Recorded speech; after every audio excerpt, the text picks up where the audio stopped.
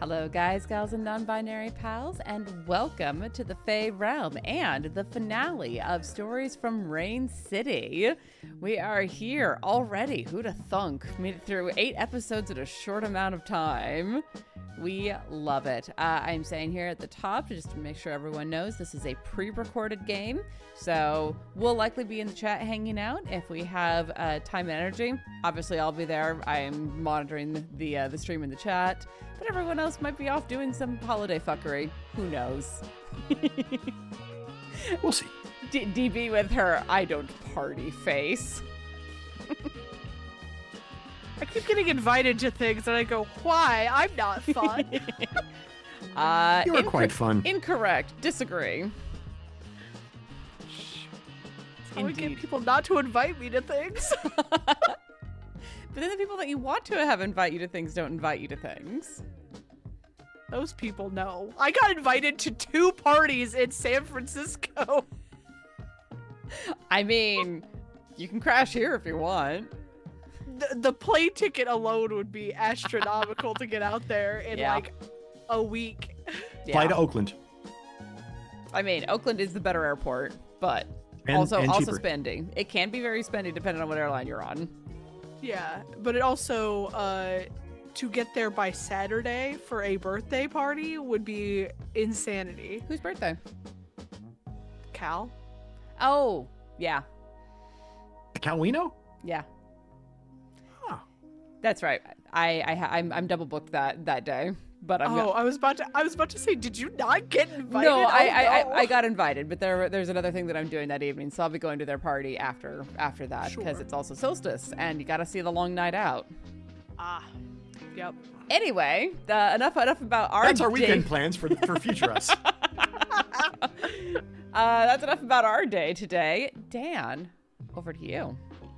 Shattered auguries come to an end. Dice are tossed and maybe boxcars come up, or snake eyes, or 4 pluses or 4 minuses. We shall find out. Or maybe 5. So things have been happening in Seattle. We're not entirely sure what's happening. Dan doesn't remember what happened yesterday, let alone what happened last week when we came. Oh, yes, he does. He knows exactly what happened. The 2 wizards are watching the screen of William, the sentient computer, the early IBM Microsoft device that Emerson has residing in their home. And there is a horrible scene of a man standing in front of the Great Ferris Wheel, the Great Seattle Wheel, on the pier in Seattle, with his arms outstretched, and looks like the wheel's spinning a little bit, but it looks like there's an aperture opening up in the middle. It looks like there's something dark and scary on the other side. Also, what's there is a whole lot of trauma, at least trauma for our lovely friend Lexi, because on the ground to the left is the gray cloak from the warden, and to the right, you see the warden's sword. That can't be good, can it? So, the 2 of them are there, and Caleb is peering over both of their shoulders. That doesn't seem like that's a good thing. No. Huh. I've got shoes. I could run. You got shoes. We could all run. Do we have shoes yet? Have they been? I'm gonna go open the door. You open the front door and you see that in front of the door, positioned perfectly with little bows on them, in green and ruby red, to match DB's lipstick from last game, are wrapping the shoes up tight. And a note. I'll pick up the note. It's in Scots and Gaelic. William, can you translate Scots Gaelic? Yes, I can. I'll go and hold the note in front of the screen. The handwriting is poor, but I believe it says, "Please take care of these and provide the appropriate payment, or your warranty will be void." Sounds fair. I will See- toss. and- See over for more directions. Flip. Oh, please bring it closer. I cannot magnify that much. Oh gosh. And you think it was just like an imprint on the back of the paper. Oh, this seems like it is a fairy contract. Do you wish for me to read the entirety? I think save it. There's other things going on, but for right now, we know what we're getting into for the most part. I'm going to toss Lexi her shoes. Oh, God. All right. What do your shoes look like?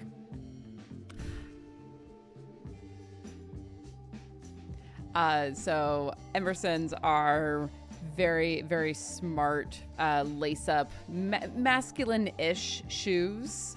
Maybe a little bit more like Caleb's. They are black and have a very, very slight heel on them. And they do have a little bit of iridescence to them with the black. A little bit like a beetle's shell. Yeah, a little bit like a beetle shell.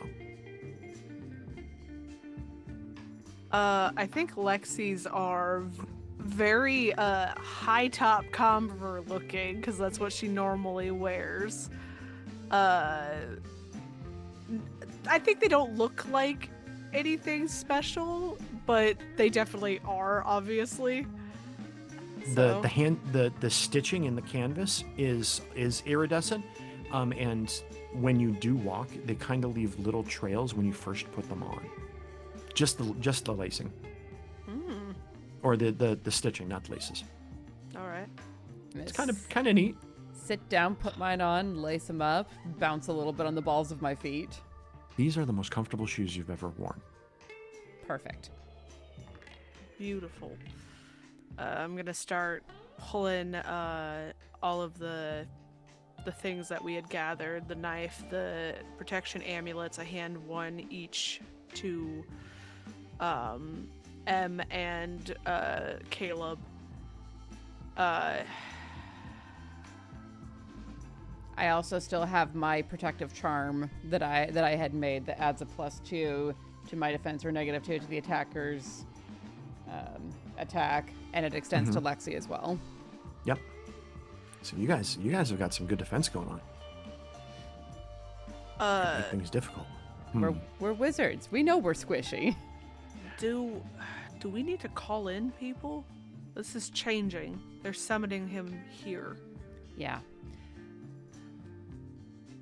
William? Yes. Put the call out on the Paranet. Use the form letter for immediate emergency. Tell everyone who is not as powerful of practitioners to evacuate or at least avoid the area of the wheel. And anyone who has anything that they think they can contribute, make their way down there. Pull in the strings of the web. Yes, Emerson. We currently have 32 active Paranet subscribers within the greater Seattle area. And about half of those are not very strong. That's okay, as long as they are aware what's going on. If they can get people out, I'm not super worried about. I mean, I am super worried about the fight, but hopefully the three of us can do at least a little bit of something. As we go, maybe we try and pop into places that we know some of these people are that might be willing to get out or help if they can. Caleb, how do these shoes work specifically? Are we able to bring people with us, or is it only the people who are wearing the shoes? Only those that are wearing the shoes. So it's not going to do us a lot of good to get people to bounce from place to place, unless one of the places that we're bouncing to has another wizard that can move on their own. On that note, and Em is going to grab the computer chair, flip it around, and open up a messaging system. This is an unusual messaging system because it will use, like, they're typing into the computer, but it will be delivered by whatever means the person who is on the receiving end can receive it, because magical communication, and send basically a red alert to the White Council. Okay. Perfect. I don't know. I was about to say. I don't know if anyone's going to be able to make it here with the ways closed, but at least they'll be aware. I'm already annoyed that they aren't ready here, as we were throwing up red flags right and left as is.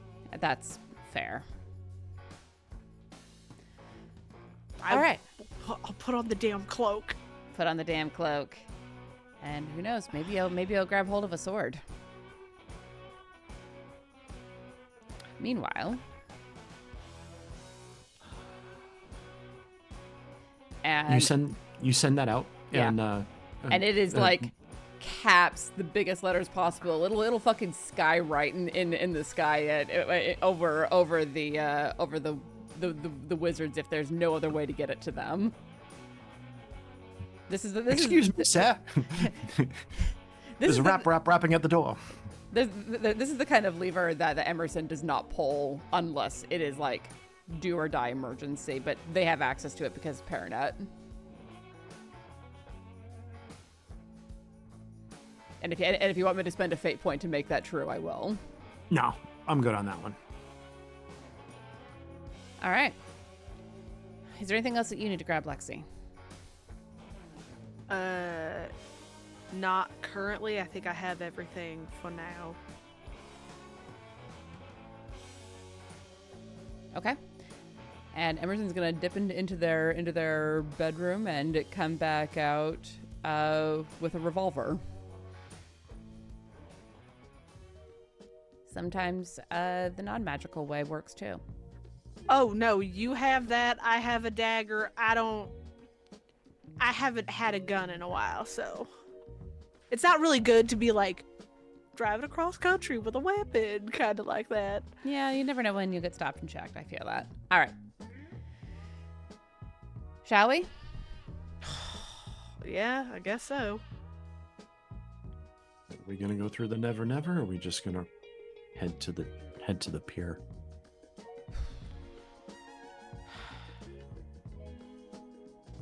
William, is it a live stream? Can you show me what you're seeing? Yes. This is a live stream. This is what we are currently viewing. These are multiple cameras and multiple views, and he brings up like the multi-view from all of the area cams, that live stream.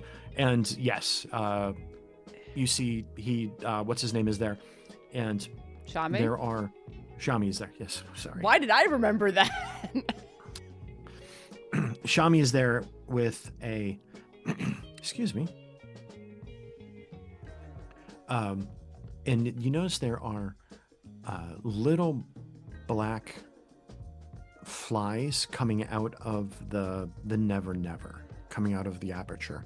And when they land near Shami, looks like they're forming into larger beings, like large dogs. I think we go and we stop him, because if we stop him, then we can go into the Never Never and stop my grandfather. Fight the war on the two separate fronts and not have them be one massive united front. Correct. Yeah, that sounds right. Works for me. All right, lead the way. All right. The man with wings on his feet. Let's go. He opens up the door to the door to your house and heads out. Let's at least we can see it from here. And he points, and you could see from basically your deck overlooking, you could see the top of the wheel. How are the entire way? How are the ley lines looking here? They are now all focused and pointing to the. Not all of them. Some of them are still holding strong, but a few of them are connecting to the Great Wheel. Right. Okay.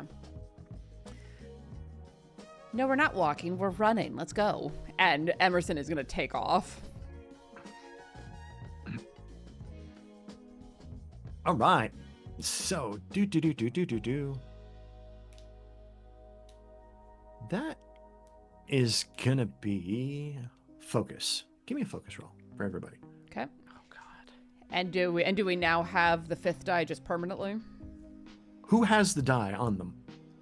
It would be I think. Then Emerson has it right at the Okay. moment.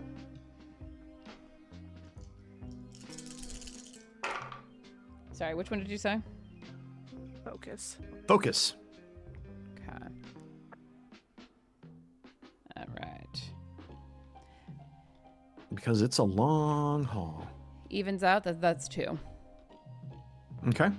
3.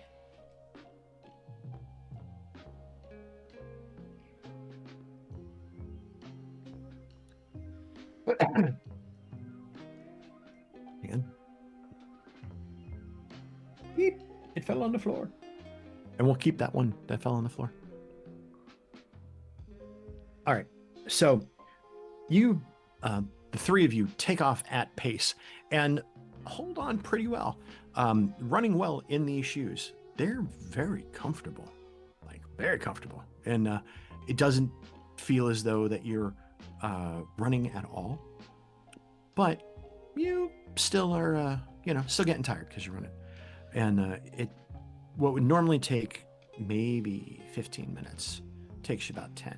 So you've hauled ass, and you get to an area where you see the Great Wheel, and you see a very large Nordic-looking woman with a sword, and she's got a long trench coat on. She looks over at you. You know that it's a lovely lady named Helga. Yes. I figured it might be. I saw your message. Glad to have you. Yep. This looks like this is going to be fun. I can't do anything just yet. Ooh, yes, I can. As you see that one of the dogs attacks someone on the pier. And with the dropping of the cloak, you see her take to the air. No wings, just almost like a leap. And it's graceful and gorgeous and muscle mommy. And sword out. Yeah. Carry us through, braided-haired maiden. So what are you guys going to do? Well, we need to get to him, so we're probably going to have to fight our way through some of these dogs. Okay. Seems likely. And I saw on the live stream where he was. Do I have enough knowledge of the city and the sideways and the byways to find the most direct way there? Yes. It's actually very, very easy. It's pretty much, it is just a straight shot. Amazing. Right down the pier. Yeah. You don't have to get creative with your, no zigzag, no serpentine, none of that necessary. All right. I'm going to take off in that direction, making sure that I'm staying close to Lexi so that we're both covered by the protective charm that I made. Okay. Caleb is following behind, and he's just trucking along with you as well. As you get a little bit closer, from behind maybe about half the way there, from behind what looks like a small stand, like a hot dog stand, or it's a hot dog stand. You see that one dog pops its head out and then steps out, and then 2 more follows behind, and then 3 more behind him, for a total of 6. And they snarl and howl, and the howl makes the hair on the back of your necks go up. The tiny little plants that are growing, aka the weeds, at the base of the base of the hot dog stand wilt. I want to do,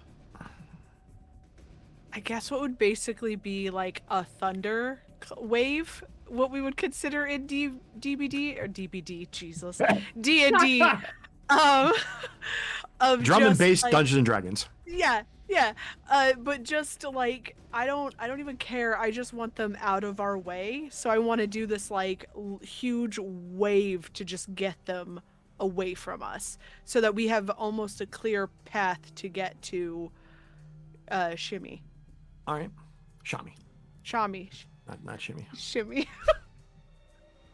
And he made you some shimmies and some isolations. All right. So, that magic is going to be a, not a ritual. Evocation? It's going to be an evocation, yep.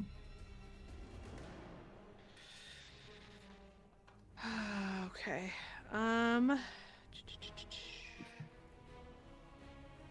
And with evocation, my brain just went blank. Where did it go? Ren, what's the page? Do you remember? 140. I have it open in front of me. Thank you. Basically, it's casting magical spells using any of the elements: fire, air, earth, water, and spirit. And in game terms, it's basically doing one of the 4 basic actions with a little bit of extra shiny pretty. You can also push yourself to increase the spell's effect.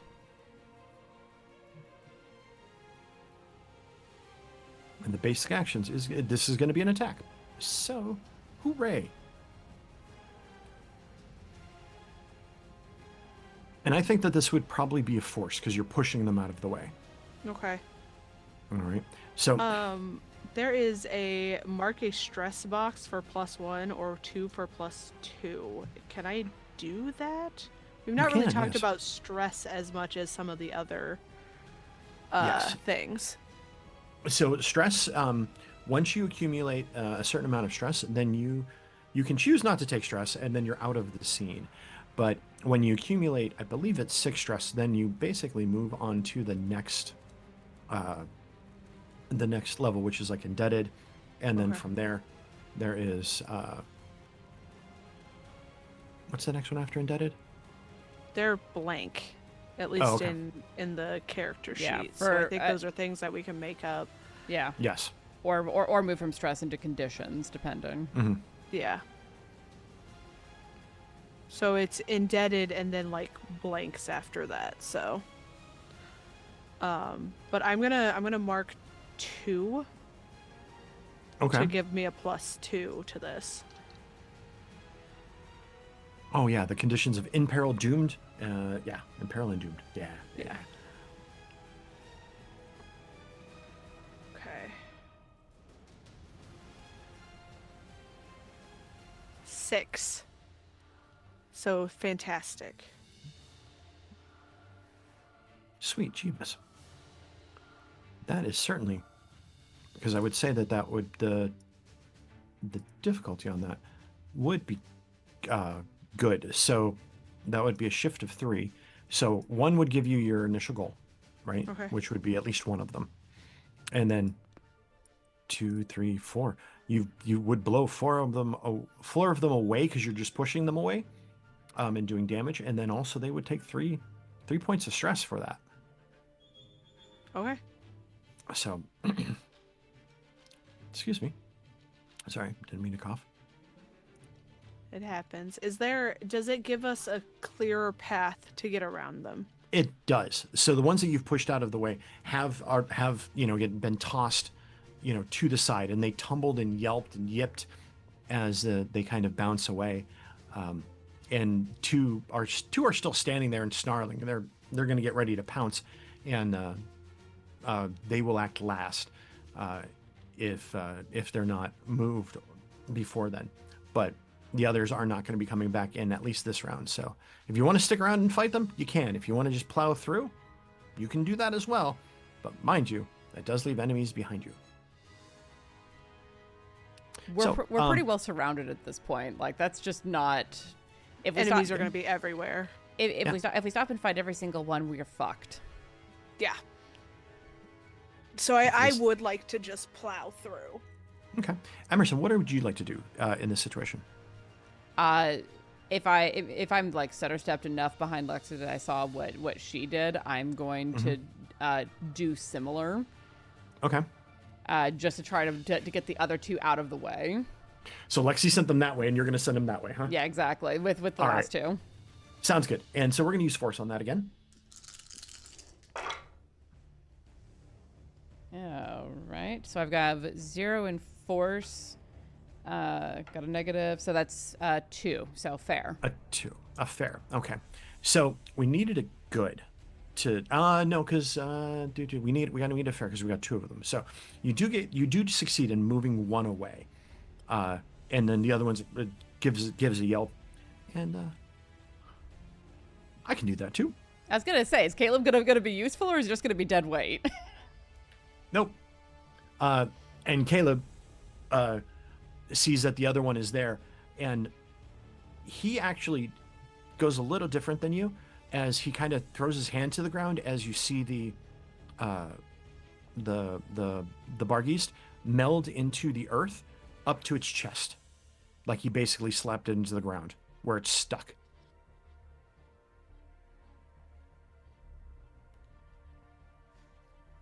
Perfect. Keep running. That gets them all. All right. Yeah, so, just keep moving.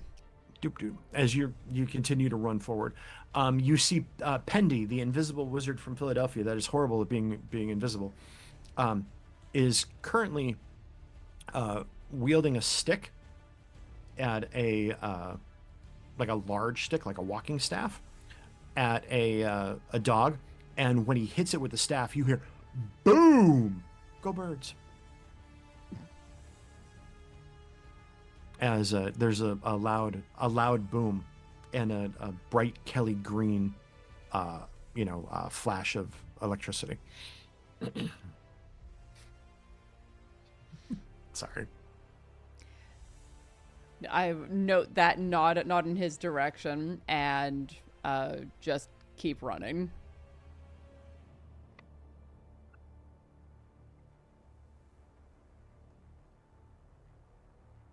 You get to the edge of the pier, and along the way, you see that there are 2 other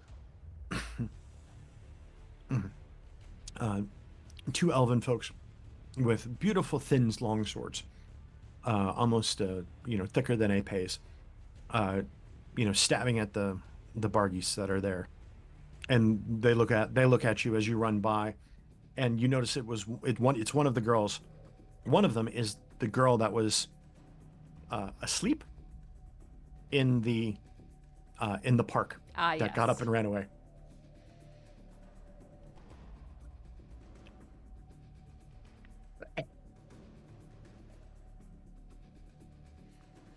Nod over to her with just the barest hint of a smile before continuing onward. Because at this point, it looks like there are getting to be enough practitioners that we shouldn't need to worry about the Bargeist too much and focus in on Shami. And that is definitely the image. You see the Seattle Avengers, assembling, if you will.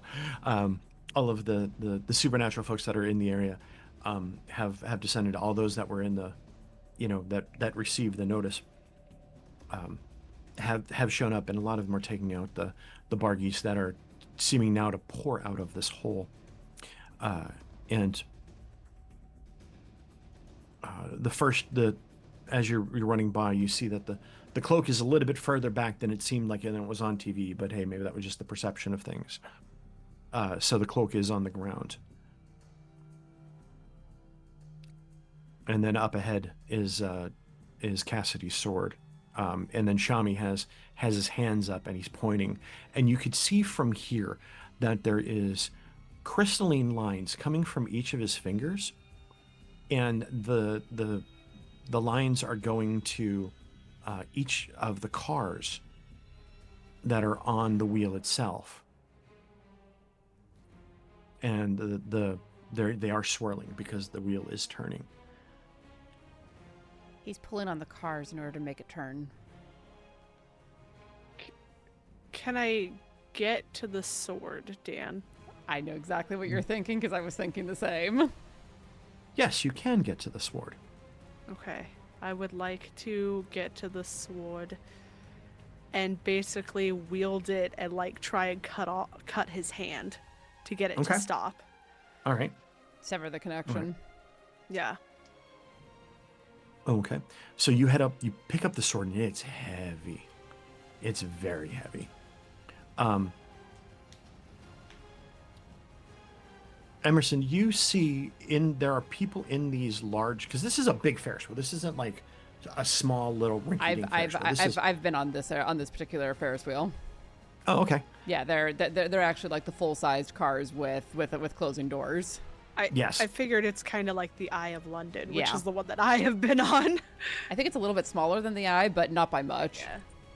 Yeah, this is 53 meters tall, 175 feet at the very peak. So it's pretty tall. You see that in each of the ones that are connected by the strands, there's somebody in each of the cars. So, Lexi, you have the sword, and you are going to attack his arm. Are you going to attack the strands? Are you going to attack him? I think not really understanding how their swords work, because I've not used one of them before. I would use it to hit his hand. Okay. So that it would hopefully sever that connection when his hand gets damaged. Okay. Can I use one of my aspects? Yes. I kind of want to use the I don't find them, they find me with the sword. Oh, hell Okay. yeah. It's Tell a me more. magical item. So knowing that I have seen it before, but never touched it, didn't do anything because that was very much Cassidy's thing. But trying to take in as like just trying to protect people like the wardens are supposed to do. Hopefully have this sword kind of help me in this situation as well. Yes. Yes. Yes. Yes. Yes. One thing I like about Fate and the games that are designed around Fate is the negotiation aspect of, I want to use this way. And then you present your argument, and I can be like, yes or no. And good arguments get yes. I like this a lot. Okay. So I believe that gives me a +1 on top of whatever roll I'm doing, or is it a +2? +2 Okay. is the aspect, please. but you have to spend a fate point. Yes, I did that. Sweet. Okay. Dan, what am I rolling? So his roll to hit him, because he is quite powerful, needs to be a superb roll. He is protected. Okay. So that's a +5. Okay. Can I use flare? No, this is going to be a force roll, because this sword is Force so roll. heavy. Okay. Okay, that's fine. That's fine as long as it's not a focus, which is my 0. So. Okay. And I need a 5 or better. You get a +2, and you have a 1, so a 3. So 6. Hell yeah. 6. So you even got a shift. Excellent. So you swing the sword, and the sword seems to lighten as you swing it, and you feel the pommel in your hand kind of get, I want to say it's stickier, right? Like it conforms to your hand. Like it's well handled. Like your hand fits it now. And you swing and you attack it. You hack at his arm, and I'm imagining it's his right arm. If he's right-handed, that makes sense. Yeah, you're also on the right-hand side of me, and Ren's on the left-hand side of me on the imagery. I don't know how it is on the where you guys are at, because I'm not watching, because I'm not allowed to watch. But then again, this is also pre-recorded, so Yes, exactly. so you swing and you hit it. It doesn't cut through, but when it hits, you see that there is like a bright flash, almost as though it's sparking, like when metal hits metal. and hits his arm, and his arm drops, and sending his right arm down, and his left arm comes across, and so the wheel begins to spin in the anti-clock or into a clockwise formation when it was spinning the other direction from where he's standing. And Ren, I would like you to roll just one dice for me, just one. Blank. Okay. You see one of the gondolas, one of the seats. Yeah, we'll call it gondola. One of the gondolas snaps off and plummets into the water.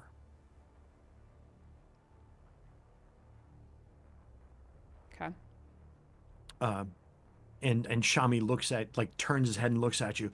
No! And his face is contorted, and his features have taken on angles, and his eyebrow ridges have horns on them. It looks as though that he's taken on a slightly different form. What would our lovely M do?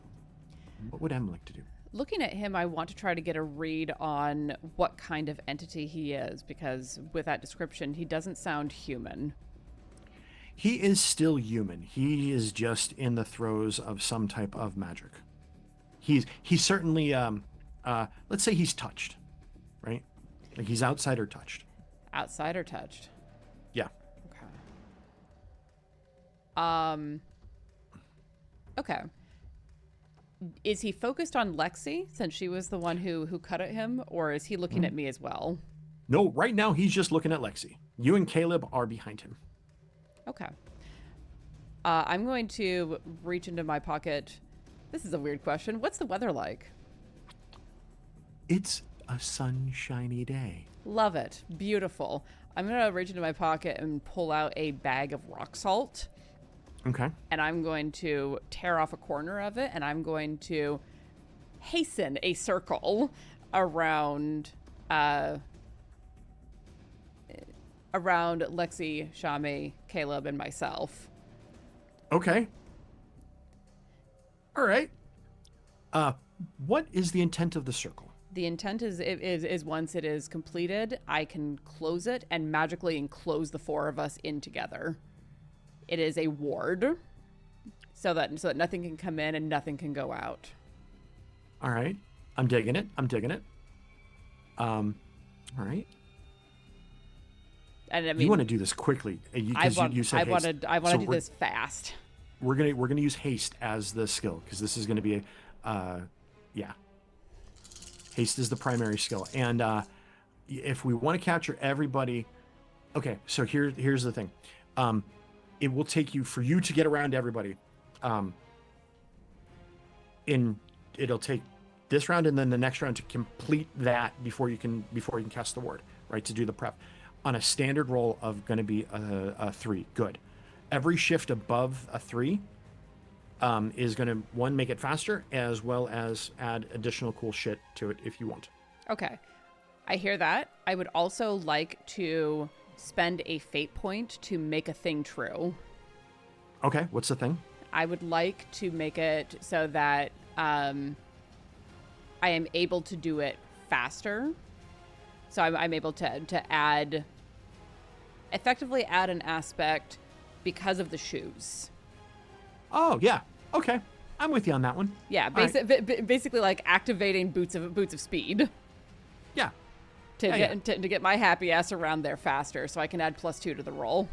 So here's something I would like you to do when you get done with that roll. Mm-hmm. I want you to write down boots of speed on the thing. So next time, if we do come back to it, that's also another aspect of the shoes. Okay.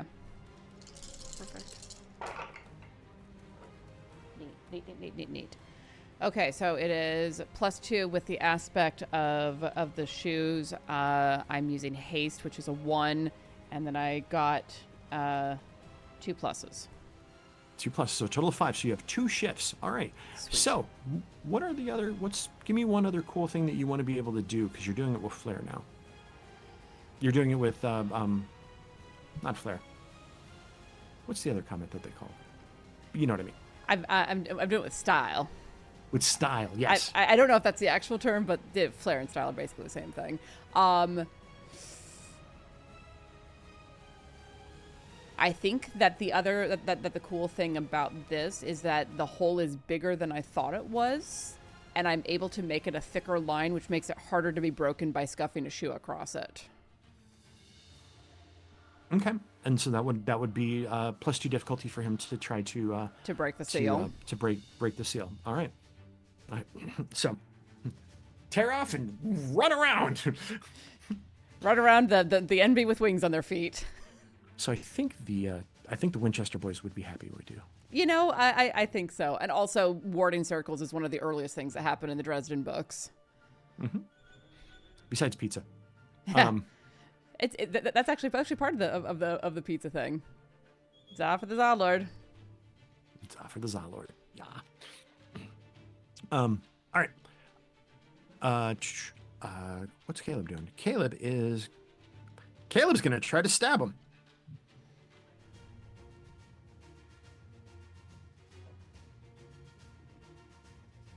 Ooh. Oh, that evened out. So Caleb takes his dagger and plunges it into Shami's lower back, and you hear the sound of a metal on metal.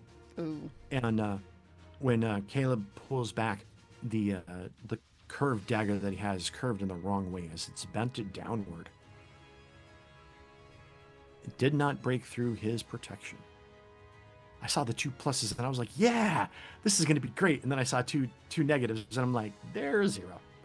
So he tried, but he did not spend any fate on that and did not activate any aspects. All right. So Shami has currently active on trying to continue with that spell, but his right hand is free, and it looks like he's about to backhand you, and you see that the crystalline connections to his fingers are coming at you like whips. So you have a +2 to be hit because of you are in proximity of the Emerson's talisman, and you're also wearing a talisman. Yes. And that talisman grants you +2, so he's got a -4 to his roll. Or actually, we're gonna do math. Math up, not math down. She has +4 to her defenses, whatever those are. +4 to her defenses, yes. All right. So he now needs, instead of a good, he needs an epic to roll to hit you. Hell yeah. So he's got a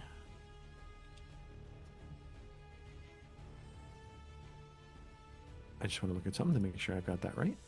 I do. And he is rolling haste. Oh, so sad.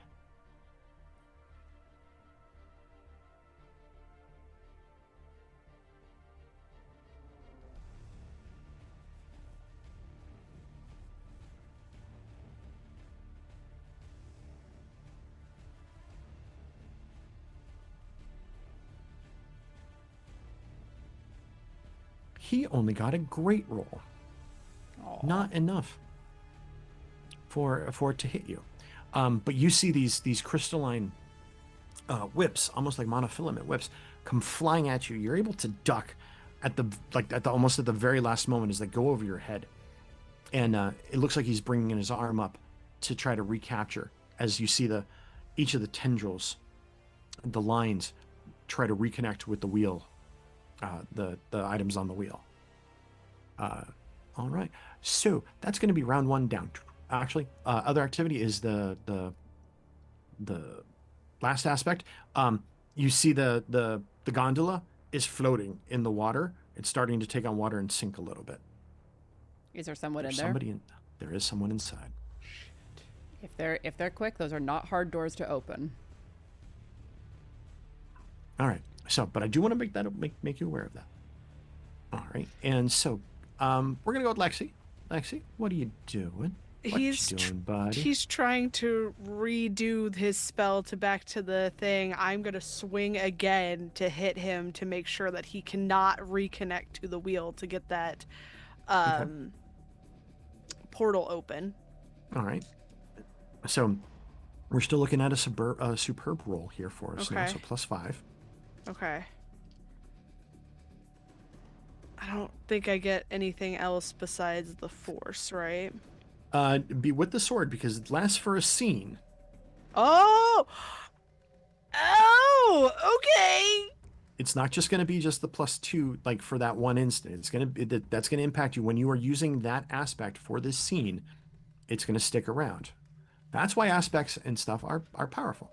But some rolls are just one and done. But Yeah. this is like a magic item. Okay, great. We love it. Okay. I need a superb. Okay. I got a epic. Hell You yeah. got an epic. Ooh. Yeah. So that would be with style. All right. So you hit and you do 2 additional points of stress for him.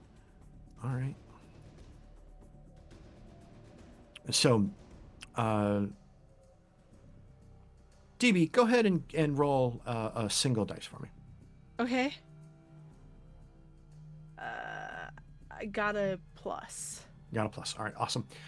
The door opens up on the gondola, and you see someone kind of swimming out.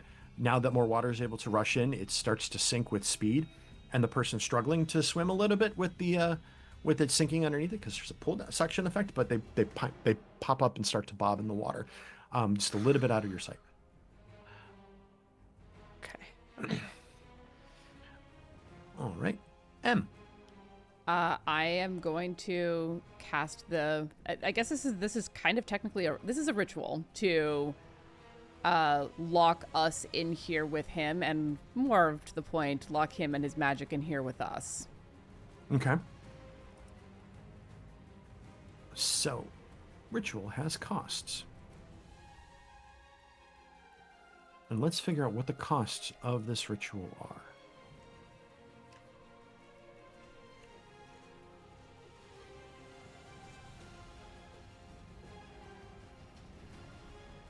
Here we go.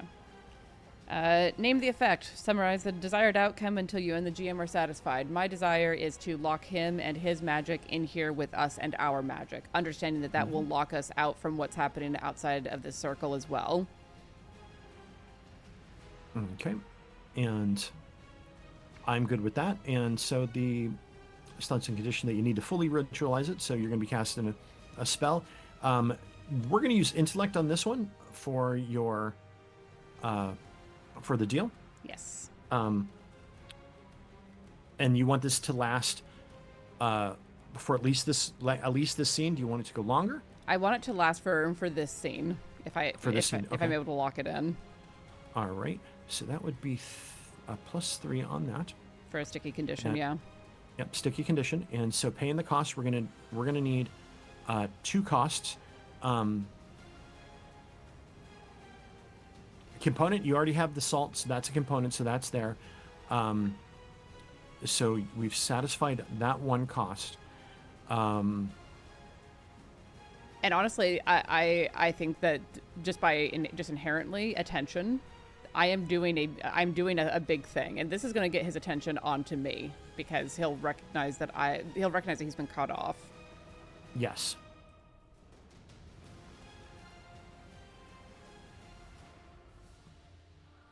And you are being cut off from the other, so that would be the altered effect. So one of those is going to be stuck out there. That's like an unpaid price that's happening, right? Because I'm having it because you're outside, but we already know that's going on. No, I'm inside. No. Yes, but you are not you're not eligible or not able to deal with anything outside of the ward yourselves. Correct. Yeah. Okay. All right. So we got a +3 on that. And so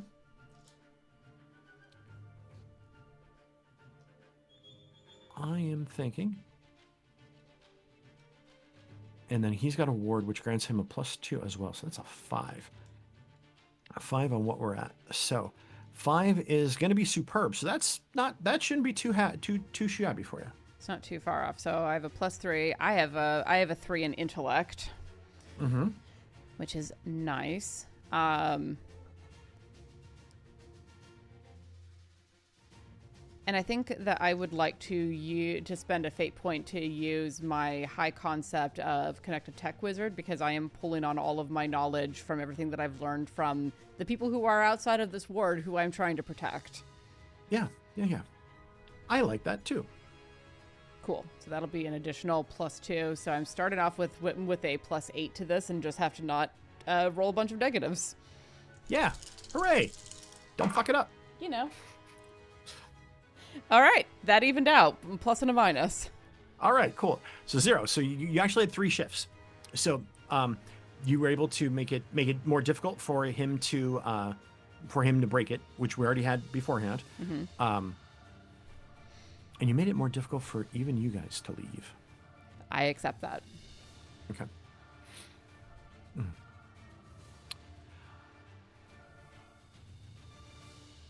Now, as it closes over, because it takes you a little bit, and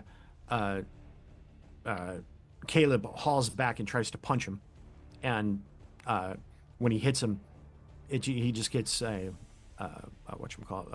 the force field, and kind of bounces back a little bit off of it. Like, don't be dumb. And Shami turns, looks at you. You fool! What have you done? I've been called worse, and that is the most cliche line in the history of movie villains.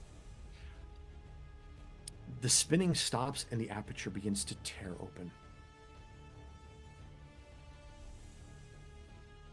Like someone on the other side is grabbing it and trying to pull? Yes. Okay. I was controlling his entrance. Now he will have free reign. Free reign. What a time for that to kick in. Jesus Christ, Dan. Now we will have free reign to enter and rampage as well. As opposed to what? Under your will? Yes. Fuck you.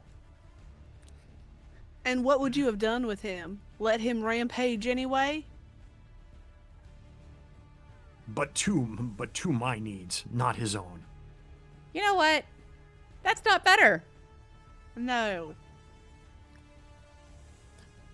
He begins to circle his arms, and because he's moved out of, like, you guys aren't just necessarily standing still, right? He was standing still, but then, like, he turns and looks, and you guys have kind of moved, and he's moved to a way that he's not pinned between the 3 of you, but he's pinned against the back wall of the ward, and then there's the 3 of you on one side. I stop moving my hands, and then I'll get back into focus. I need a better camera someday.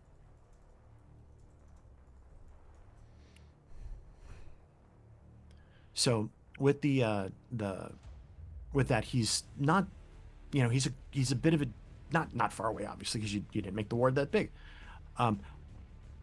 Lexi, what are you doing? What are you doing, DB? You doing any? Are you gonna act or Ren? I'm gonna look at him and go, how do we close that? We don't. We don't. And he's starting to move his hands in like a circular motion, like he's trying to dispel this ward. Stop that. No. I'll take that hand. It's hanging on by a thread.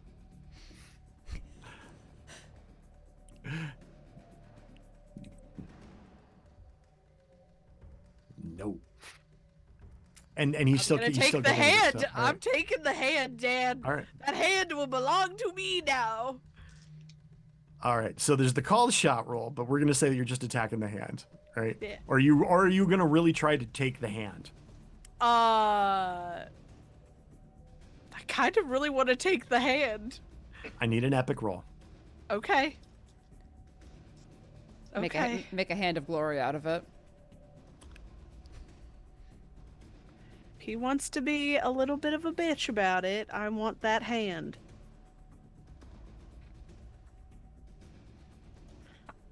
You need a +7.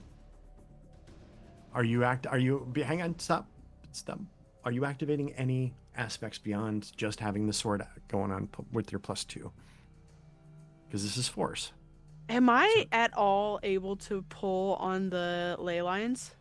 No. You're Okay. warded from ley lines. We're right cut now. off. Yeah. Actually, no, you can, but it has a +4 difficulty. So it's not. It wouldn't really help me at that point. No, would not help you so... with that at all. But I still want to put it out there. You can. I don't think I have anything else to pull on. Well, you've got things, and you've got stuff. You have a got lot the of sword. magic items. You've got pockets full of magic items. I do have pockets full of magic items. Do you have a magical piranha? I do have a magic. I don't know what that does, but hey, let's find out together right here, right now. I'm gonna throw the magical piranha at it. Okay.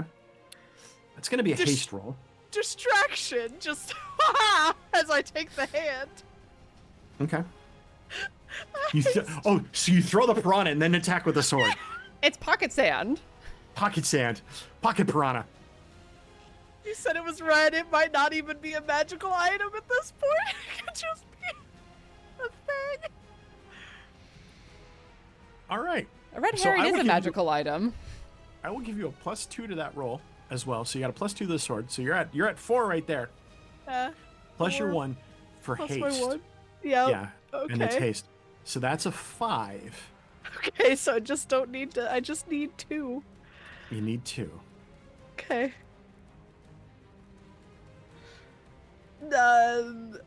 Okay. Okay. Did you get a 2? I did. Because I got a negative. I got 3 pluses and 1 negative. So. Hell yeah. Yes. All right. So you reach in the pocket, you chuck the piranha, and Caleb like, oh no, and you hit the guy. You hit the hand. You take the hand. As soon as the blood hits the air, the dried up piranha takes shape and reconstitutes and begins to gnaw on him. And you just hear chomp, and it begins to devour Shami. And he lets out a yell. Like a horrible, horrible noise. And it goes into his suit jacket, up the arm. And blood is beginning to pour out of the suit jacket. And Shami starts to throws his arm up and he starts to spin. And it's turning into a fountain. Emerson, what are you doing? Watching. I think you get splashed with a little bit of blood. Caleb gets splashed with a little bit of blood, and his eyes are wide, and he's looking at you in horror. I mean, I genuinely think that is the rest of what I'm doing with this turn. Is just this took me completely by surprise. I thought I had prepared for everything, but watching a fucking piranha show up and devour this outsider touched man. Okay. Sure. As he completes maybe his third rotation, he drops to the ground, and his head rolls off of his body. And his clothes are just lying there, soaked in blood. And a fish flops out of his pant leg and starts to flop toward his head. I'm gonna reach out with a toe and shove the head toward the fish. Caleb's looking over your shoulder like, ooh. And it goes inside, and next thing you know, you have a cleaned skull. Ooh, are there bones inside that suit jacket? They're broken. Damn. I'm sorry. That was the most terrifying. No, the second most terrifying thing I have ever witnessed. How do we deactivate that? The person that initiated it needs to say the command word to make it stop. Do you know the command word by chance? Either of you? Oh, good. It starts to flop toward the ward, like the edge of the salt. I'm interested to see how that goes, actually. Can I? I had a notebook from my grandfather. We used it to like do scrying things on him when we were with Hera. Can I flip through that and see if I can find the word that would deactivate it? Give me a haste roll. Haste is coming in handy because you need to look for shit quick. Yeah. Okay. At least Can not a I focus roll. use knowledge above all else? Yes, Hell you yeah. can. Okay. I think that's another. I have to get rid of another fate point, right? You do, and I think that drops you to 0 fate points for that. No, you got one more. What I won, I believe, unless I miscalculated. No, I'm just keeping Okay. track of the story. Okay, I think I won. I've Okay. been waiting to use this piranha since we started. I know you have. That's session 0 when we talked about it. Okay, so that's +2, +1, and whatever I get here. The dice are on my side, baby. Hell That's yeah. 4 pluses. Holy shit. You open up to the page that talks and it's piranha stop. Oh, piranha stop. And it like gets close to the ward. It looks at you with its eye, and then it shrivels back to its original form. I'm never using that again. Never say never. You hear the sound of metal tearing as part of the great wheel breaks as you see a large claw come out, and the claw is shiny and metal. Looks like it's a very long sword attached to a hand. Shit. I don't Alright. think we need it. I don't think we should take care of him here. No, we need to go into the No. never never. Yeah, we got to get out of this bubble. All right. And I'm going You to wanna go. drop it? Yeah, I'm going to go and scuff my foot hard across like 3 points of the salt circle. The first time you try to get it, it won't go. It's stuck, and you're like, and your foot won't go across the whole way. And then with a little bit more gusto and oomph, Yeah. you kind of get it going. You lay that down good. No, I laid it And then down also- hard, but also it's salt and breaking the circle is the way to break a ward. Oh yeah. That's I agree. that's why metal wards are some of the best. Yep. This was good for a short term. But you do get that. So yeah. Sweet. All right. All right. So we just need to find a door to the never never, and I think there's one over here. Lead the way. He heads over toward a like what he heads over to a skee ball like a attraction place that's a little bit of a distance away, walks up to the maintenance store and knocks on it. Nope, that's not it. Where it's around here somewhere. I could feel it. And he reaches into his pocket, pulls out a crystal, and the crystal spins in his hand. All right, that's weird.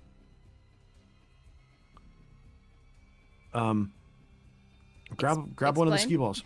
Grab one of the ski balls. Do so. Okay. Give it a roll. Up the ski slope. Yep. All right. I'll toss it. He gives a roll, and when the three of you toss the roll, or toss that, the runway that goes up the little thing to the circles opens up, and you see that there is like green pasture on the other side, and floating brickway, like a brick walkway on the other side, as the doorway to the never never opens up on each of the skee ball lanes. Let's go. Yep. Run in. You run in and you see it. It's strange. It is a wide open area, while there is pathways that connect here. It looks as though that there are floating walkways, and you're on a floating walkway currently. To your right, in a further distance from where you are in Seattle, you see that there is the back of Grandpa Demon, or what was it? What were we saying? Granddaddy Demon. Granddaddy Demon. Demon. You see the back of him tearing open a hole. He's a little bit smaller on this side. He's a good deal smaller. He's Good. not 175, feet tall. He's only about 40 feet tall. Tearing open the thing, and there's a pasture between you and him now. And Caleb looks over, and you see that there's a floating sign that says Tir Nanog that way, and he's like, do we want to bolt? No, we gotta stay. Absolutely Yeah. not. What the fuck is wrong with you? Options. There's only so far that you two can run. Okay. So let's go. I know. Here's the thing. I have pissed him off quite a bit. Let me be a distraction Okay. and figure out a way to trap him. Emerson is going to reach into their pocket and pull out the fake cube. It grows a little bit. Actually, grows to double size. And you see that there are images on the faces of the fake cube that are kind of cycling. What are the images? They look like bearded guys in hats. One person looks like a very beautiful light-haired woman. Now they're just like etchings, on it, but you think they might be powerful wizards.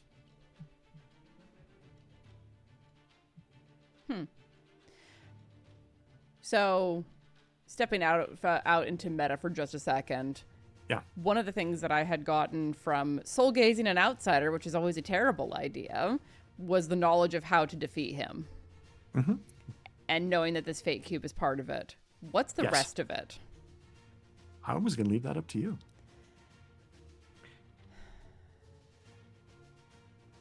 All right. Because I know that you will make it interesting for us and not just be like hand wavy and we're done and go by and end the show. We can tell a good story. Yeah.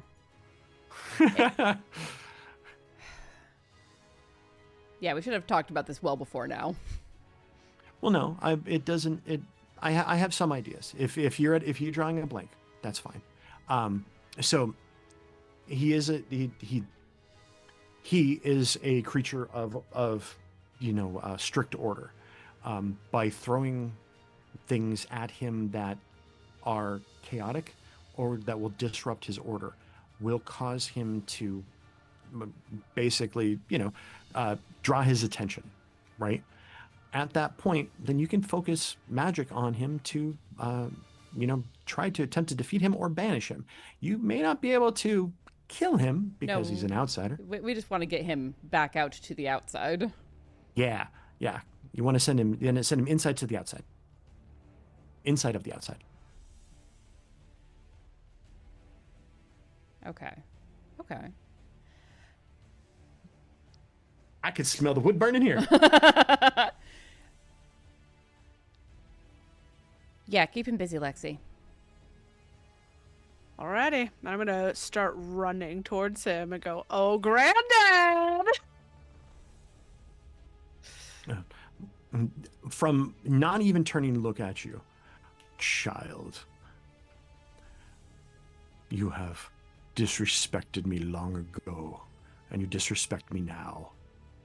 Why do you think I will pay attention to you when my goal is so close?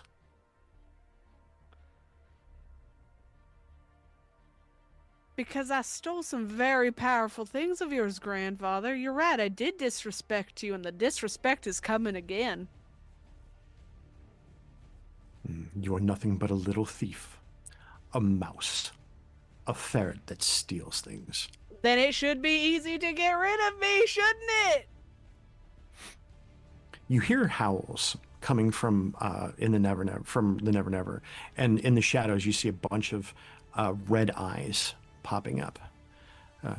Caleb looks at you. You got a plan? I have the idea of a plan. It's better than I got. All right. I am going to there's a meadow between us and him at this point. Yes. Okay.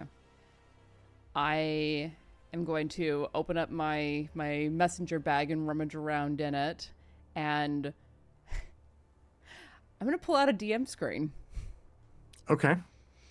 All right. Sitting crisscross applesauce, set it up in front of me. Okay. And grab some cardboard terrain that I carry around. Set that up. Once upon a time, this story is no longer yours. And I'm going to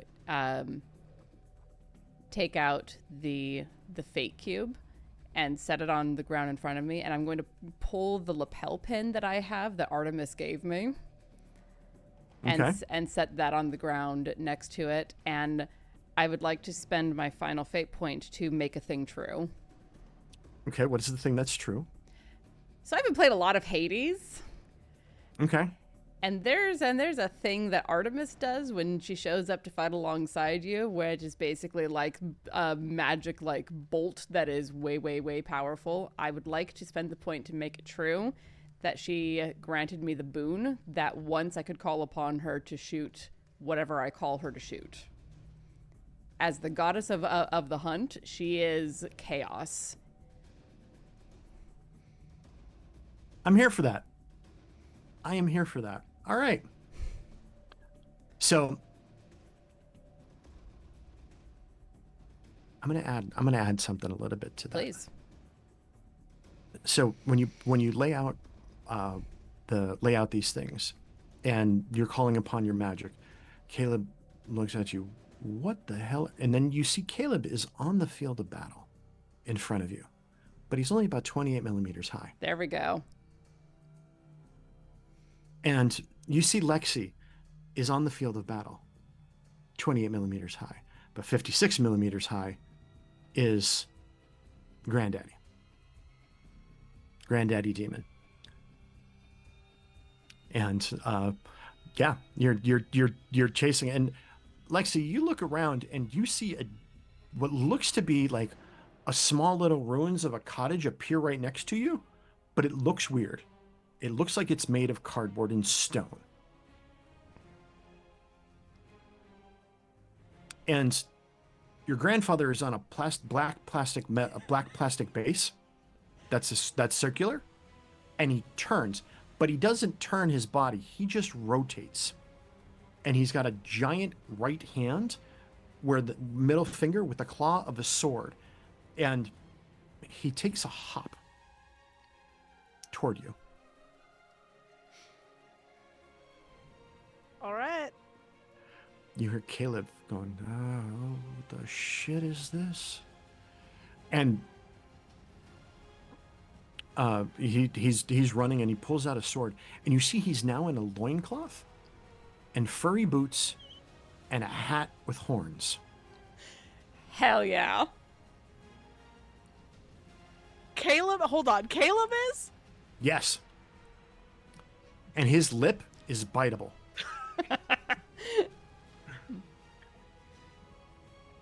You are dressed in a you look down and you see that you still got your fancy Chuck Chuck Taylors on, but also with that you've got this neat flowing robe that's got a bunch of stars on the outside, and you've got rings on all of your fingers. Okay. and there's a you look up and you see that there's something floating above your head like a stone. Oh. All right. What the whatever. I don't have time to even think about that as this thing is coming closer to us. I want that sword finger. And you've got the that sword in your hand. Are you going to take the sword finger? I'm going to take that sword finger. All right. So, tell me, how are you going to take the sword finger? Describe to me that action. I think she's going to keep wielding the sword of the warden.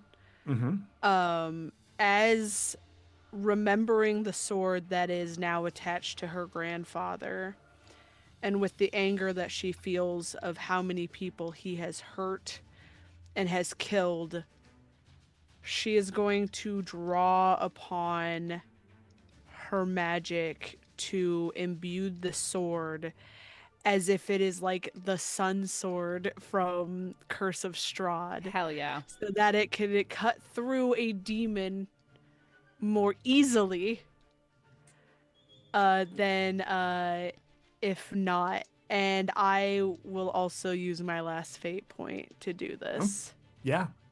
Yeah. All right. So we're going to get you a +2 for that, +2 for the sword. So you got a +4. This has got flair. This has definitely got flair. So that's going to be a flair roll. Okay. And we just need a superb roll. So we need a +5. You're already at a 6. I am already at a 6. So, okay. Well, hang on. The superb is going to hit him. To take his finger off, it would be an additional +2, but you'll do damage to him when you hit him. Okay.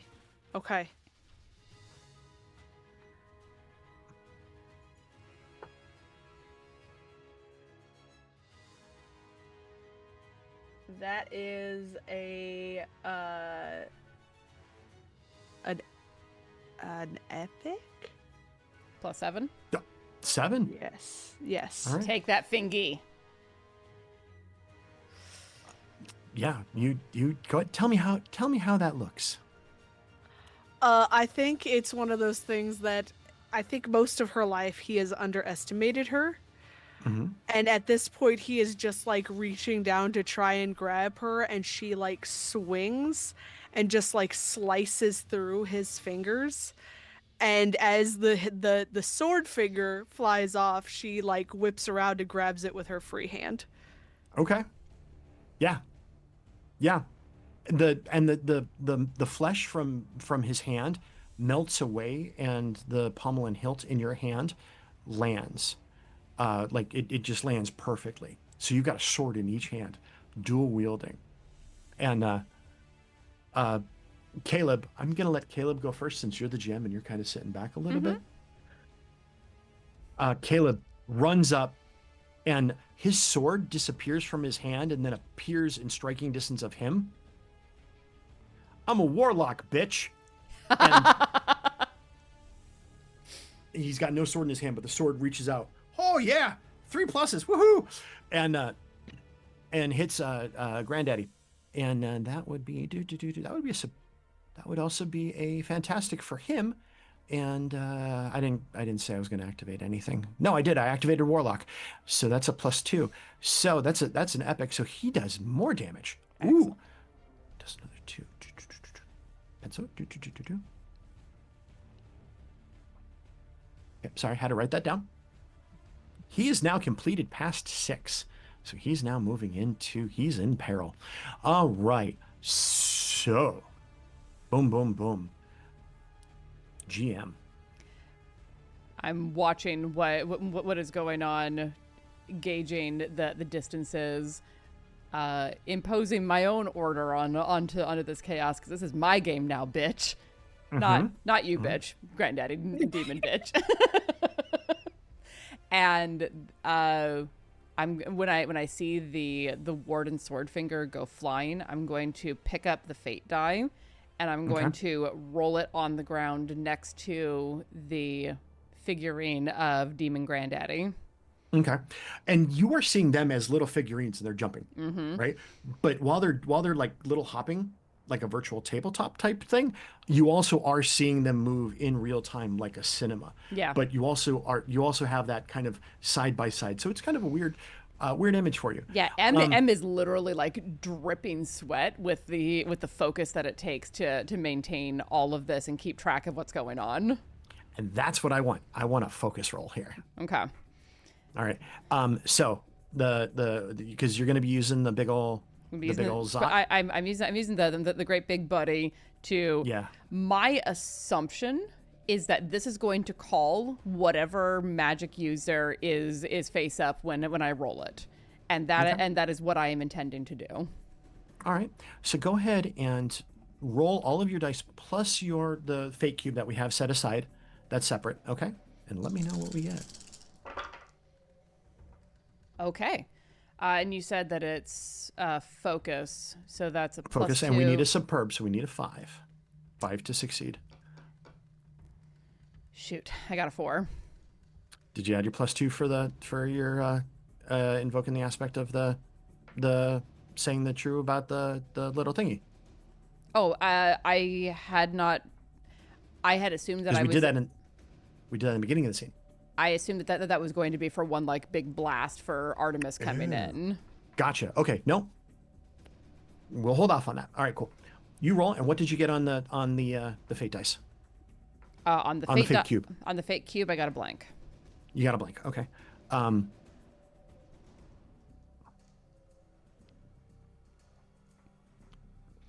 A wizard pops onto the board alongside you. He has a large brimmed hat, and he's smoking a pipe. And he's kind of looking around. Where am I? Do I recognize? He looks a little bit like a British fellow that's been knighted and that owns a pub and hung out with a bunch of short guys. Excellent. Is it the human sir, or is it Gandalf? It's Gandalf. Excellent. I'm going to. And he's looking around, and like he's standing next to you, and you've got 2 swords in your hands. Oh, hello. Hi. We could use some help. Oh, Balrog, you shall not pass! And he slams his staff on the ground, and nothing happens. So what are you doing, Legacy? Oh, great. That was great. Good job, sir. I'm gonna try and hit him again. Okay. Ren, the Emerson, you look down and you see him slam the stick down, and he looks around.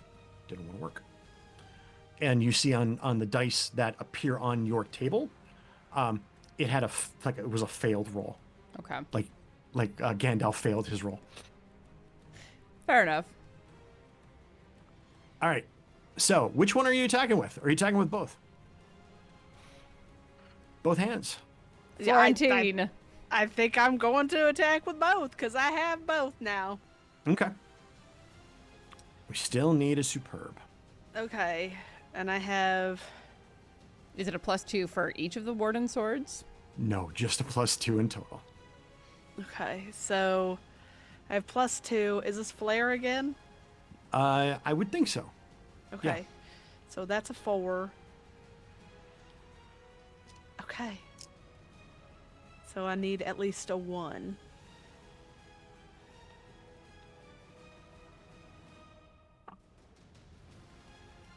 I only got a 4. Okay. So you swing at him wildly and try to attack, and he steps back and away from your attacks. And Caleb lets out a yell and puts his hand up, and he still has a sword attacking, but he blasts him with his left hand as you see magic come out of his hand, and it hurts to watch, like the magic that comes out of his hand is painful on your eyes, and hits Granddad. Granddad looks at him and barks something at him, and actually takes a swipe at him with his other equally big hand, just minus the claw.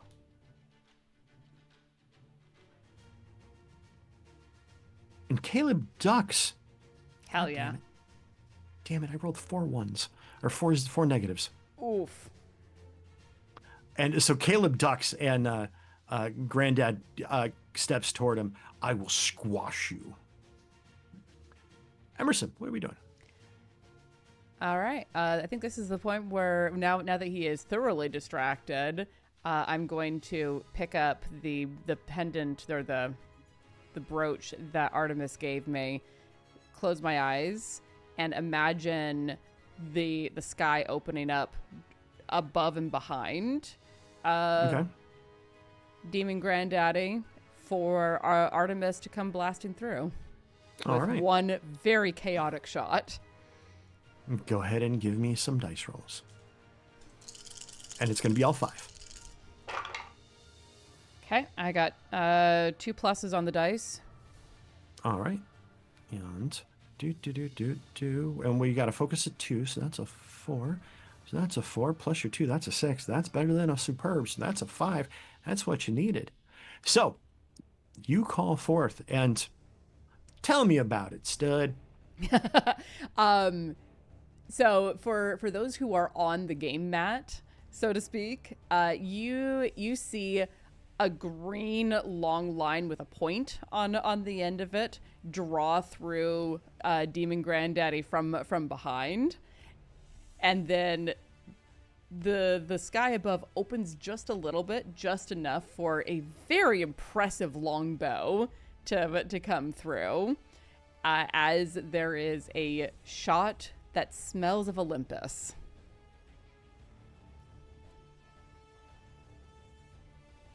Pierce's Granddaddy pins him, and he's lying and pins to the ground, and starts to yell. You see the plastic pieces begin to break away as the miniature breaks into many pieces. But in the cinematic or the real world, or what the hell is real anyway, you see that bits and pieces of him start to burn away. And in a few moments, he seems to be gone. The arrow remains stuck in the ground here. It is huge. Like 30 feet long. The magic begins to fade away from the tabletop for you, and for you, Lexi, the imagery doesn't really change much, but for Emerson, yeah, it was tiny on a little bit of a table almost, but now it's gigantic. There is a 20-foot arrow sticking in the ground here, and then just beyond that, you see that the sky is closing, like the aperture itself is closing, and as it closes, you see what appears to be blood pouring down the outside of reality and outside into the sky.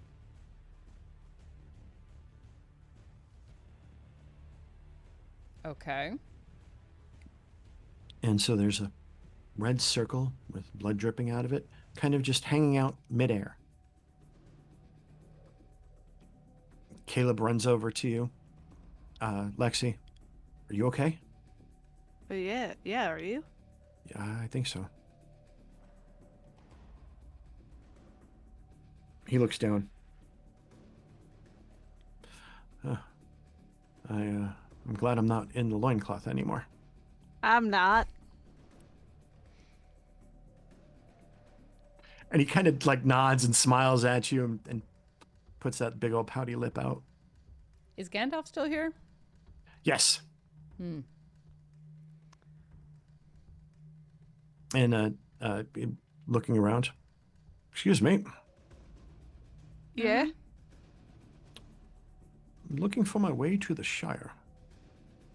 Do you know which way I need to go to? I'm going to look around and see if there's a signpost, because there's one to Tiana. Is there another that would lead to, say, a party hill? Yes. Amazing. I'm going to point him in that direction. Oh, thank you. I hope you have a good day.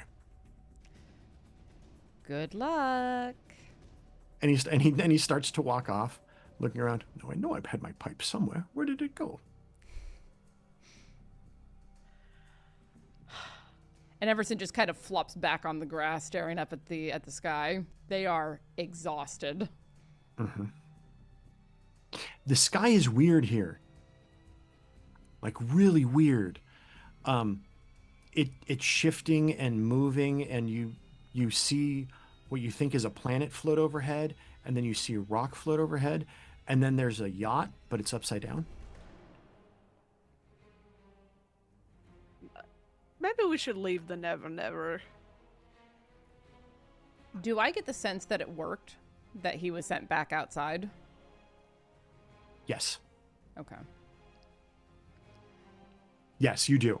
Yeah. And actually, when you head over, if you head over to that area, you see that there is burnt into the ground a binding sigil around where the arrow is piercing the earth.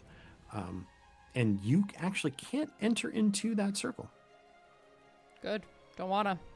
It's not big, maybe 5 feet across, but still. Actually, no, it's not 5 feet across. He was giant, so it was 4 by 4. So that would be 20 feet around. 20 feet around, yeah.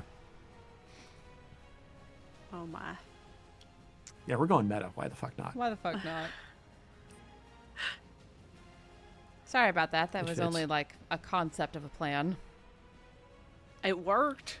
And a concept is better than nothing, which is what we had. Well, I figure if I don't know what I'm doing, maybe he won't either. Chaos. Let's get the fuck out of here. And Emerson will roll over and like prop themselves up on their elbows to get up. Lexi Caleb holds offers out his a hand hand. to you. Oh. You had 2 hands reaching out to you. Aw, very sweet. I'll take them both and haul up. All right, so let's see if let's not go out that way because that looks scary. And he points at the bleeding hole. Let's head out the other way that we came. Yeah.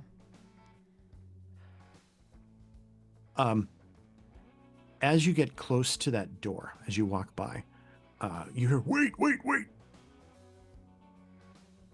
Turn and And- look. You see there's a troll running toward you.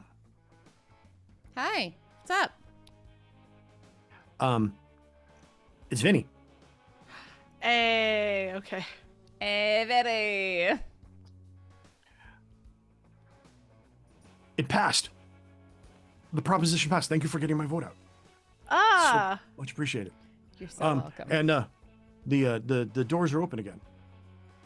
good. It looks. That was quick. Yeah. There's a guy outside waiting. No. Oh, good.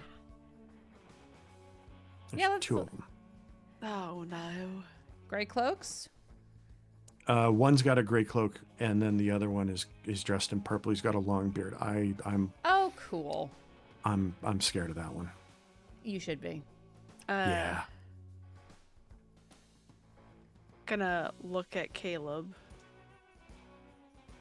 You want to get out of here a different way? No. Okay. I can face this. I was gonna go face this, but if you needed to go somewhere else, No, I could face this. okay. Let's go. Okay. All right. And open the way. You open the way and you step back out into the pier. And you see a tall, lanky guy kind of walking away with a gray cloak, gathering bits and pieces of stuff around and talking to some of the others that are here. And striding toward you is a bald man with a long white beard. He is a member of the council, the White Council. He's known as the Gatekeeper, also Yeah. known as Rashid. Yeah.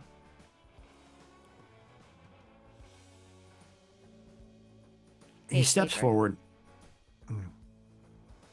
Wizard. Wizard. Wizard. I got here as quickly as I could. I apologize for being so late. We received notice from Warden Cassidy. She was incapacitated.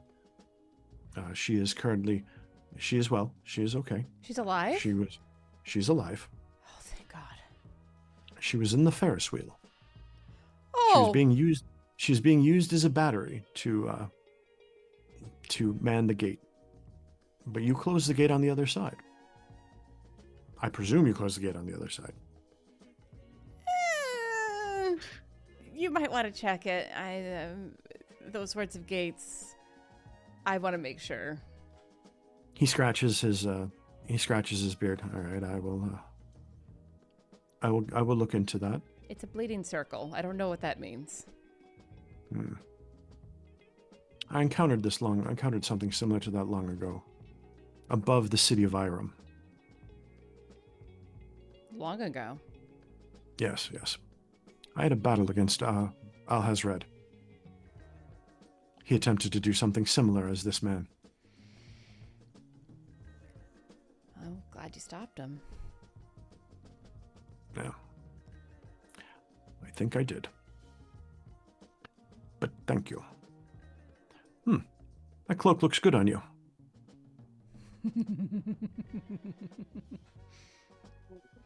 And you have the sword of a warden. Yeah, 2 swords of the wardens. One is not yours, but the other is. No. Expect an invitation shortly. Make sure that you wear some of your finest. I have some things to tend to. I would expect it before the new moon. Okay. Things seem to be in order here. He walks over to the maintenance door, opens up the maintenance door, and closes it behind him and disappears into the supply closet.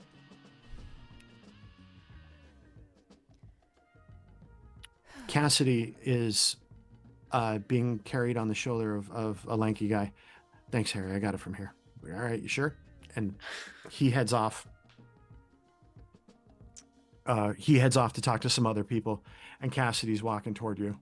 Huh. I didn't think the Chicago Wizard made it out here all that often.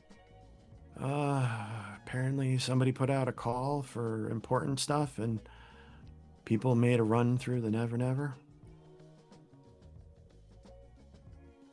I'm so glad you're okay. She takes a couple steps forward and falters a little bit. Caleb reaches out to help her. She kind of gives him a little bit of side eye and takes the assistance. May I have those? And talk. Okay, good. Yeah, I would give her whatever she is gesturing to. I'm assuming the sword and the cloak. Yeah. She takes the sword and she puts it in the ground, and she's leaning on it like it's a walking stick, and it slices into the ground with ease.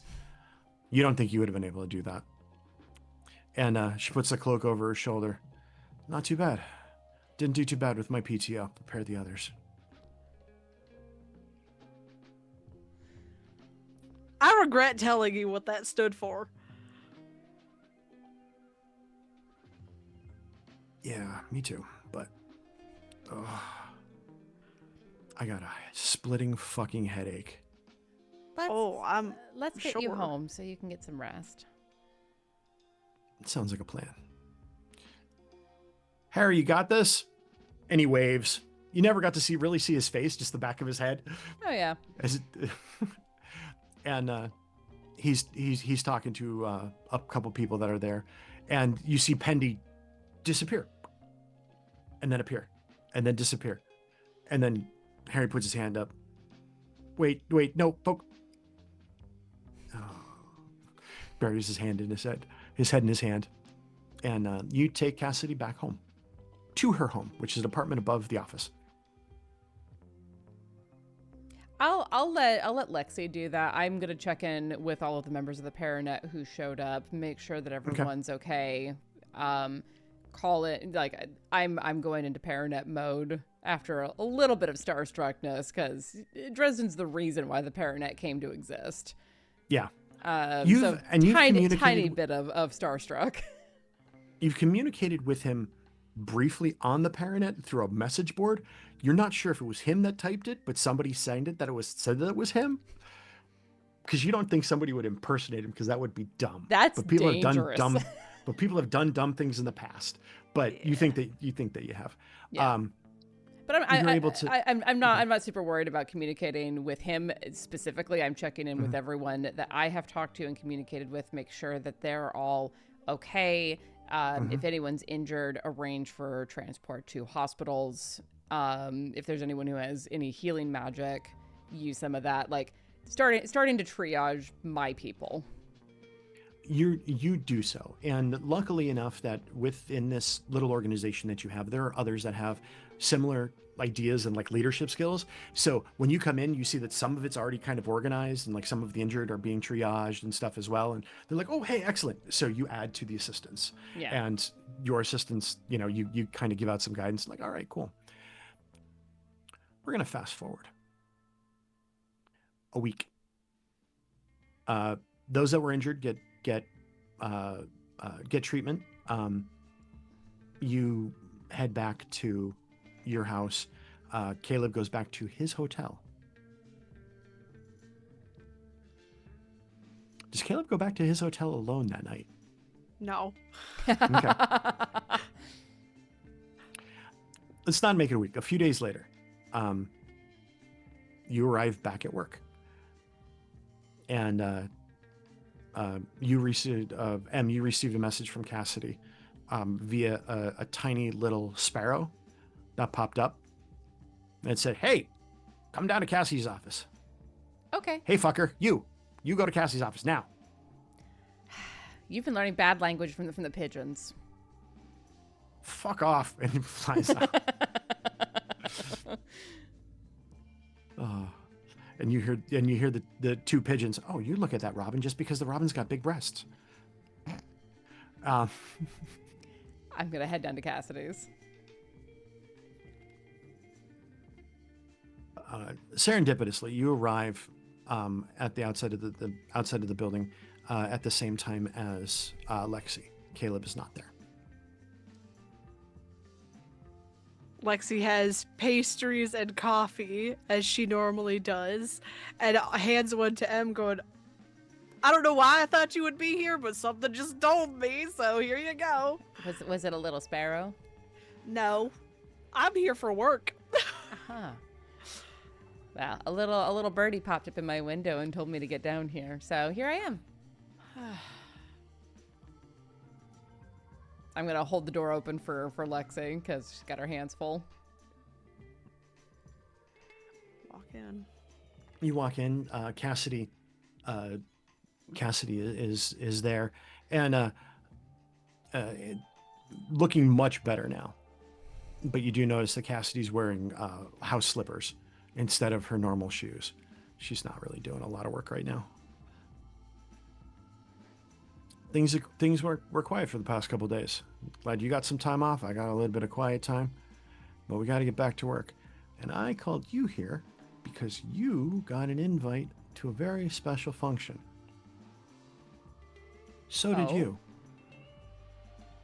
What? Why? You've been cordially invited to a award ceremony at the White Council. Oh dear. We got a couple days we got about 2 weeks before you got to get all fine dress and gussied up and fancied up. Apparently saving a city from an outsider, they look well upon that without having rules broken. Where's the other guy? He's still in bed. He's got an invite too. Good for you. I don't know if he's gonna show up to something like that, but I will let him know. That's fair. there's a knock at the door, and the door opens, and in walks a priest with the olive wreath style hair. Excuse me, Warden. I need to speak with the Paranet investigator here about something. Oh, sure. Take it out to the hall? So we're not bothering these two while they're working? Absolutely. My name is Father Leopold. I have a problem with some vampires. And with that, we're going to end our Tales from Night City. Rain City. Rain City. Damn it! Our Tales from the stories, whatever. Yeah, all that fun stuff. I got it. I fucked it up all over. Had one chance. I blew it. It's Mom fine. spaghetti. It's fine. All right. Is that the end of today's stream? Yes, that's going to be the end of our story for now. That's the end of this version of our tale in the Dresden Files universe. I hope everyone enjoyed it. I hope you guys had fun. Yeah. I had fun telling the story.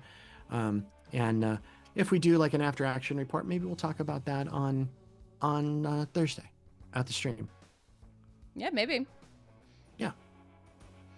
I'll give away some of the things of what had happened, and you guys can give thoughts and ideas. And if you hated it and you just enjoyed it, stuck around because, it's pretty and it's fun and we're committed to doing it, and you're like, I'm going to stick around with this anyway, even though Dan sucks. But thank you very much. Oh, actually, we do have one other thing.